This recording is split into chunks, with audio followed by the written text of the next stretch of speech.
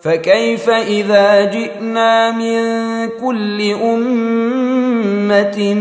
بشهيد وجئنا بك على هؤلاء شهيدا يومئذ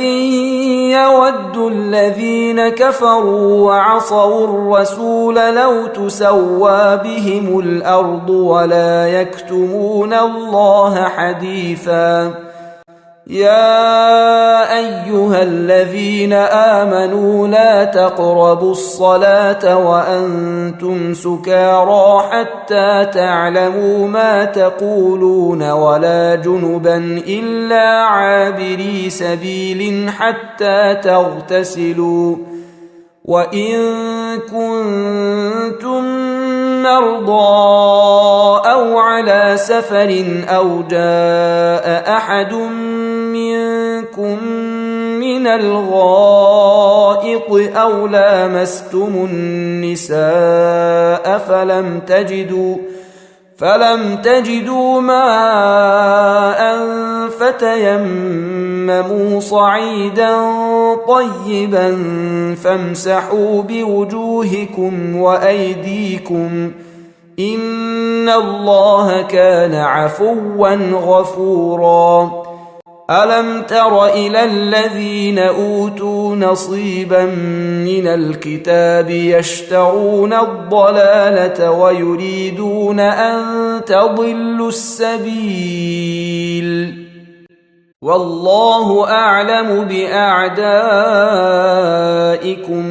وكفى بالله وليا وكفى بالله نصيرا من الذين هادوا يحرفون الكلم عن مواضعه ويقولون سمعنا وعصينا واسمع غير مسمع وراعنا ليا بألسنتهم وطعنا في الدين ولو أنهم قالوا سمعنا وأطعنا واسمع وانظرنا لكان خيرا لهم وأقوم ولكن لعنهم الله بكفرهم فلا يؤمنون إلا قليلا يا أيها الذين أوتوا الكتاب آمنوا بما نزلنا مصدقا لما معكم من قبل أن نطمس وجوها فنردها على أدبارها أو نلعنهم كما لعنا أصحاب السبت وكان أمر الله مفعولا إن الله لا يغفر أن يشرك به ويغفر ما دون ذلك لمن يشاء ومن يشرك بالله فقد افترى إثما عظيما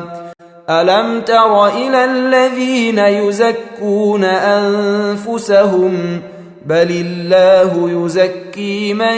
يشاء ولا يظلمون فتيلا انظر كيف يفترون على الله الكذب وكفى به إثما مبينا ألم تر إلى الذين أوتوا نصيبا من الكتاب يؤمنون بالجبت والطاغوت ويقولون للذين كفروا هؤلاء أهدى من الذين آمنوا سبيلا أولئك الذين لعنهم الله ومن يلعن الله فلن تجد له نصيرا أم لهم نصيب من الملك فإذا لا يؤتون الناس نقيرا أم يحسدون الناس على ما آتاهم الله من فضله فقد آتينا آل إبراهيم الكتاب والحكمة وآتيناهم ملكا عظيما فمنهم من آمن به ومنهم من صد عنه وكفى بجهنم سعيرا